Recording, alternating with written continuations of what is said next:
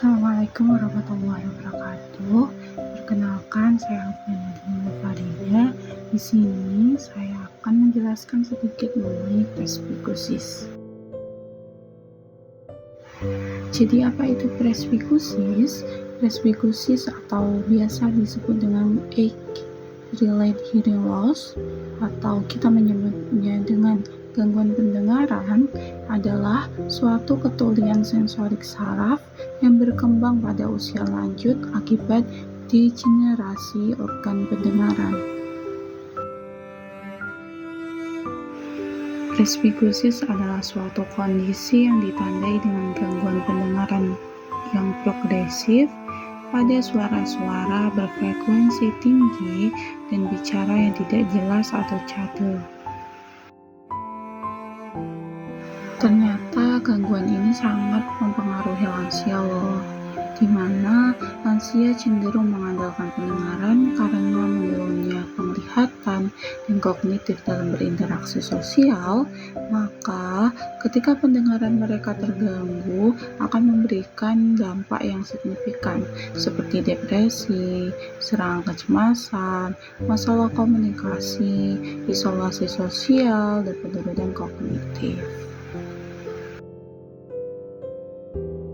Nah, berikut adalah faktor-faktor dari gangguan pendengaran sendiri.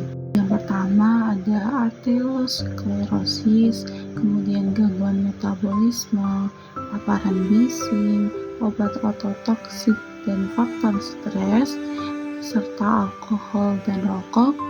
Kemudian juga terdapat faktor genetik. Presbikusis juga memiliki beberapa jenis. Ada jenis sensori, neural, metabolik, dan koklea konduktif. Berikut beberapa diagnosis yang bisa dilakukan untuk mengetahui apakah seseorang mengalami gangguan pendengaran atau tidak.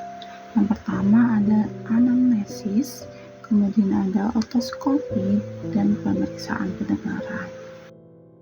Presbikusis sendiri tidak bisa disembuhkan, namun pada lansia dengan gangguan pendengaran tingkat berat bisa menggunakan alat bantu dengar, sedangkan pada presbikusis ringan, lansia bisa menggunakan alat bantu dengar kurang dari 1 jam, sedangkan pada lansia yang tidak terbiasa dengan alat bantu dengar bisa melakukan implan koklea. Pembahasan yang kedua adalah gangguan keseimbangan. Kenapa gangguan keseimbangan bisa terjadi? Baik, dalam proses penuaan sistem, muskuloskeletal berubah yang menjadikan massa otot berkurang. Penurunan massa ototlah yang berakibat pada hilangnya keseimbangan tubuh serta meningkatnya resiko jatuh. Hal tersebut terjadi karena kekuatan ototlah yang menjadi peran utama dalam keseimbangan seseorang. Gangguan keseimbangan menyebabkan keterbatasan dalam bergerak, langkah yang lebih pendek, dan ketidakmampuan kaki untuk mempertahankan postur tubuh yang tegak dalam waktu yang lama. Papulotilasi, kelainan ampulo, degenerasi makula, dan ataksi. Papulotilasi ditandai dengan rasa pusing saat menggerakkan kepala pada waktu tertentu seperti ketika bangun dari posisi tidur dan sebagainya. Sedangkan gangguan ampula menurut Puspa Negara yaitu kondisi pada gangguan ini ditandai dengan rasa pusing, namun pada kondisi ini dapat mempengaruhi keseimbangan seseorang. Telinga, saluran setengah lingkaran, dan ampula adalah bagian dari sistem keseimbangan tubuh manusia yang mencakup ampula yang mempengaruhi keseimbangan. Selanjutnya, gangguan makula.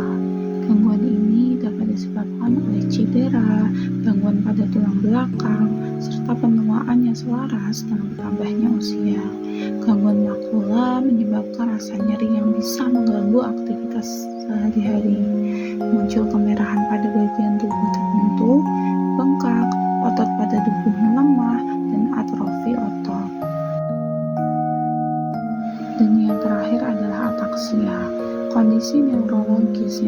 ataksia mengganggu kondisi gerakan otot.